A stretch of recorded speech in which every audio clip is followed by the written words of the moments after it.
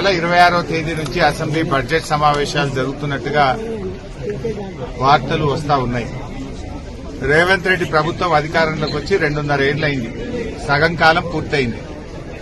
ఆనాడేమో bond పేపర్ల మీద రాసిచ్చారు.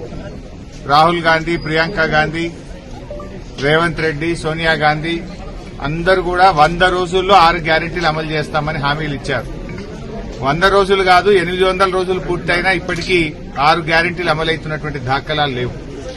ముఖ్యంగా ఆనాడు ఎస్సీ డిక్లరేషన్, ఎస్సీలకు 18% రిజర్వేషన్ ఇస్తామని, ఎస్సీ సప్లాన్ ను అమలు చేస్తామని, చదువుకున్న పిల్లలకు 10th పాస్ అయితే 10,000, ఇంటర్ పాస్ అయితే 25,000, డిగ్రీ పాస్ అయితే 50,000, పీజీ చదివితే ₹1,00,000 ఇస్తామన్నారు.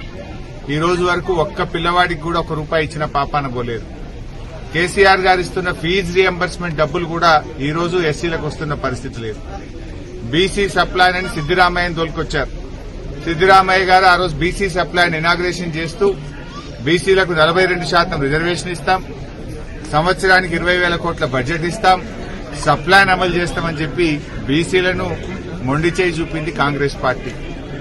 రైతుల కోసం రైతు డిక్లరేషన్ అని రాహుల్ గాంధీ వరంగల్కి వచ్చి రాహుల్ గాంధీ గారు ఏడాదికి 15,000 రైతు బంధు ఇస్తామని, పంటల బీమా ఇస్తామని, అన్ని పంటలకు బోనస్ ఇస్తామని మాయమాటలు చెప్పిండ్రు. ఇవాళ రైతుల్ని మోసం చేసిండ్రు. రైతులకు మోసం, బీసీలకు మోసం, ఎస్సీలకు మోసం, ఎస్టీలకు మోసం, యువతకు మోసం, అన్ని వర్గాలను మోసం చేసిండ్రు.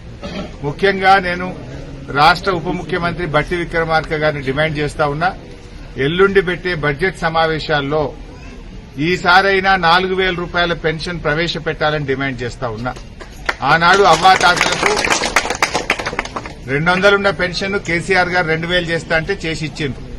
కానీ మీరు డిసెంబర్లోనే గెలిచిన మరుసటి నెలలోనే ₹4,000 ఇస్తామని హామీ ఇచ్చారు. ఇప్పటికీ 27-28 నెలలు పూర్తయితున్నా 4,000 పెన్షన్ రాలేదు. బీడీ కార్మికులకు గాని, వృద్ధులకు, వితంతువులకు, ఎయిడ్స్ పేషెంట్లకు, గీత చేనేత కార్మికులకు అందరికీ కూడా వెంటనే ₹4,000 పెన్షన్ ఇచ్చే విధంగా 26వ తేదీ ప్రారంభమవుతున్నటువంటి బడ్జెట్ సమావేశాల్లో కొత్త బడ్జెట్ లో పెట్టాలని చెప్పి మేము ప్రభుత్వాన్ని డిమాండ్ చేస్తా ఉన్నాం. మహిళలందరికీ నెలకు 2,500 ఇస్తాం, జీతం బడ్జెట్ బ్యాంకుల్లో వేస్తామని మహిళల ఓట్లేయించుకున్నారు.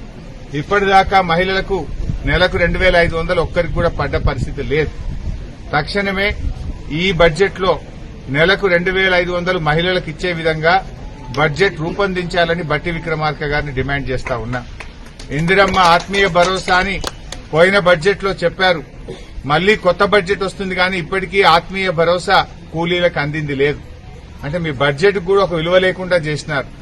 బడ్జెట్ లో చెప్పిన పంటల బీమా రాలేదు, బడ్జెట్ లో చెప్పిన ఆత్మీయ భరోసా రాలేదు.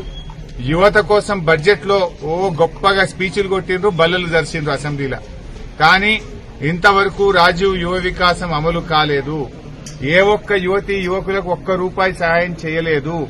అంటే బడ్జెట్ లో చెప్పిన రాజీవ్ యువ వికాసము రాలేదు, ఆత్మీయ భరోసా అందలేదు, పంటల బీమా అందలేదు. కనీసం ఈ బడ్జెట్ లోనైనా రియలిస్టిక్ బడ్జెట్ రూపొందించండి. వాస్తవాల ఆధారంగా వాస్తవికతకు దగ్గరగా బడ్జెట్ రూపొందించండి.